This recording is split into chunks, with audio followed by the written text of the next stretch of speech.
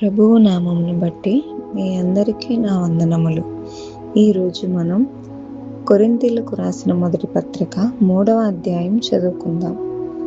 సహోదరులారా, ఆత్మ సంబంధులైన మనుషులతో మాటలాడినట్లు నేను మీతో మాటలాడలేకపోతిని.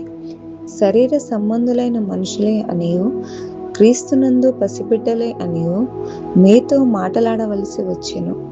అప్పటిలో మీకు బలము చాలకపోయినందున పాలతోనే మిమ్మల్ని పెంచితిని గాని అన్నముతో మిమ్మల్ని పెంచలేదు. మీరింకనూ శరీర సంబంధులై ఉండుట వలన ఇప్పుడు మీరు బలహీనులై ఉన్నారు కారా? మీలో అసూయయు కలహమును ఉండగా మీరు శరీర సంబంధులై మనుష్య రీతిగా నడుచుకునివారు కారా? ఒకడు నేను పౌలు వాడను, మరి ఒకడు నేను అపోల్లో వాడను అని చెప్పినప్పుడు మీరు ప్రకృతి సంబంధులైన మనుషులు కారా? అపోల్లో ఎవడు? పౌలు ఎవడు? పరిచారకులే గదా. ఒక్కొక్కరికి ప్రభువు అనుగ్రహించిన ప్రకారము వారి ద్వారా మీరు విశ్వసించితిరి. నేను నాటితిని, అపోల్లో నీళ్లు పోసెను, వృద్ధి కలుగజేసిన వాడు దేవుడే. కాబట్టి వృద్ధి కలుగజేయు దేవునిలోనే గాని నాటువానిలోనైనను నీళ్లు పోయువానిలోనైనను ఏమీ లేదు. నాటువాడును నీళ్లు పోయువాడును ఒక్కడే. ప్రతివాడు తాను చేసిన కష్టము కొలది జీతము పుచ్చుకొనును. మేము దేవుని జతపని వారమై ఉన్నాము. మీరు దేవుని వ్యవసాయమును దేవుని గృహమునై ఉన్నారు. దేవుడు నాకు అనుగ్రహించిన కృప చొప్పున నేను నేర్పరి అయిన శిల్పకారుని వలె పునాది వేసి తిని, మరి ఒకడు దాని మీద కట్టుచున్నాడు.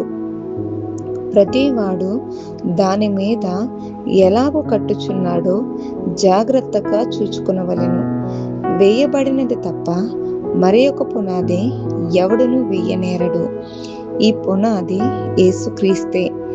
ఎవడైనను ఈ పునాది మీద బంగారము, వెండి, వెలగల రాళ్ళు, కర్ర, గడ్డి, కొయ్యకాలు మొదలైన వాటితో కట్టిన ఎడల వాని పని కనబడును.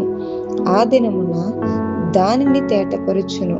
అది అగ్ని చేత బయలుపరచబడును. మరియు వాని పని ఎట్టిదో దానిని అగ్నియే పరీక్షించును. పునాది మీద ఒకడు కట్టిన పని నిలిచిన ఎడల వాడు జీతము పుచ్చుకును.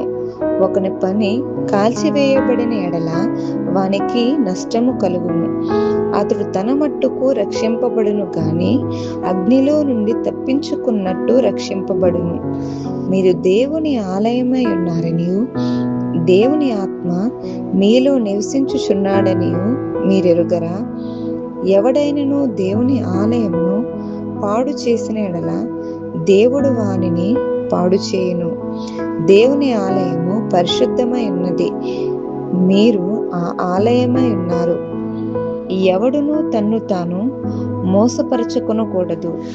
మీలో ఎవడైనను ఈ లోకమందు తాను జ్ఞానినని అనుకొనవద్దు. అనుకుని ఎడల జ్ఞాని అగునట్టు వెర్రివాడు కావలెను. ఈ లోక జ్ఞానము దేవుని దృష్టికి వెర్రితనమే.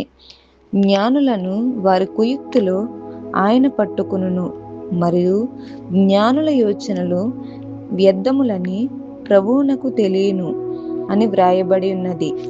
కాబట్టి ఎవడును మనుషుల యందు అతిశయపకూడదు.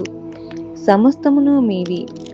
పౌలైనను, అపోల్లో అయినను, కేఫా అయినను, లోకమైనను, జీవమైనను, మరణమైనను, ప్రస్తుతమందున్నవైనను, రాబోవునవైనను సమస్తమును మీవే. మీరు క్రీస్తు వారు, క్రీస్తు దేవుని వాడు. అందరికీ వందనములు.